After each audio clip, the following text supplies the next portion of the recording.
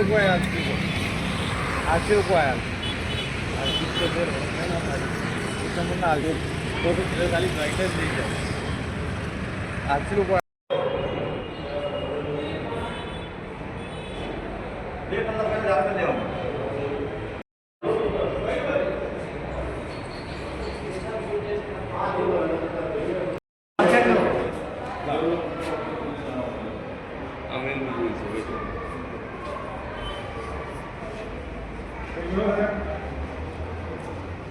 લઈ લો વાલા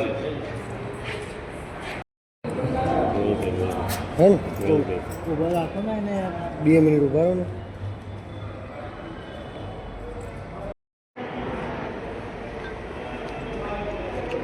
હા સર તો ફરક જ નહીં પડતો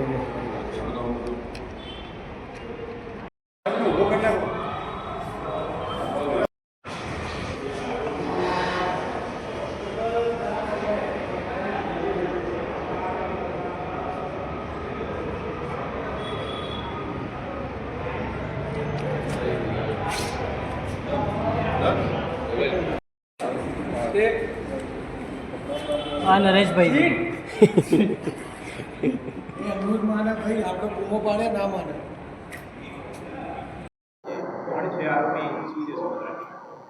અમદાવાદ શહેરના મણિનગર પોલીસ સ્ટેશન વિસ્તારમાં સર્વોદય સોસાયટી વ્રજરાજ બંગલો ખાતે રહેતા અને પ્લાયવુડનો ધંધો કરતા દર્શીલ કેતનભાઈ ઠક્કર જે ફરિયાદી છે તેમના ઘરે રોકડ રૂપિયા 1,75,000 અને ડાયમંડના દાગીના મળીને કુલ 13,96,000ની ચોરી થયેલી જેની ફરિયાદ મણિનગર પોલીસ સ્ટેશનમાં દાખલ થયેલ. મણિનગર પીઆઈ ડીપી ઉનડગઢ તેમજ સ્ટાફ દ્વારા સીસીટીવી ફૂટેજ આધારે તપાસ કરતા આ સીસીટીવી ફૂટેજમાં જે ઈસમ જણાયેલ તે મણિનગર પોલીસ સ્ટેશનના પોલીસ કોન્સ્ટેબલ દેવુસિંહ દ્વારા ઓળખી બતાવેલ, જે ભૂતકાળમાં ઘરફોડ ચોરી અને વાહન ચોરીમાં પકડાયેલ હતો. જેના આધારે આરોપી અર્જુન ઉપેન્દ્રભાઈ ચુનારા જે રામગલી ઈસનપુર ખાતે રહે છે તેની ધરપકડ કરવામાં આવેલી. આ શકમંદને પોલીસ સ્ટેશન લાવેલા ત્યારે એએસઆઈ અજીતસિંહ જે ડોગ હેન્ડલર છે તેમના દ્વારા ઓરિયો ડોગ દ્વારા એને સૂંઘાડવામાં આવેલ, જેના આધારે તેને પણ ઓળખી બતાવેલ, જેથી એક વધારાનો પુરાવો મળેલ અને આરોપી ભાંગી પડેલ. જેના આધારે આરોપીએ જે ચોરી કરેલ તે તમામ મુદ્દામાલ રજૂ કરી દીધેલ અને તમામ મુદ્દામાલ કબજે કરવામાં આવેલ છે. પકડાયેલ આરોપી દ્વારા જે ફરિયાદી દ્વારા દર્શાવેલ મુદ્દામાલ ઉપરાંત આશરે 2 લાખનો સોના ચાંદીના દાગીના રજૂ કરવામાં આવેલ, જેના આધારે આ 15,96,000ની ચોરી દાખલ થયેલ છે.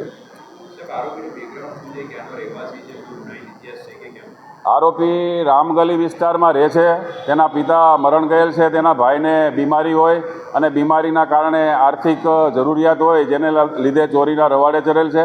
પકડાયેલ આરોપીનું પોકેટ કોપ એપ્લિકેશન તેમજ ઈ ગુજકોપમાં સર્ચ કરવામાં આવતા પકડાયેલ આરોપી મણિનગર, પાલડી તેમજ સોજિત્રા ખાતે જુદા જુદા 6 ગુનામાં પકડાયેલ છે અને 2024માં પાસા ધારા હેઠળ ભુજ જેલમાં પણ મોકલવામાં આવેલ છે.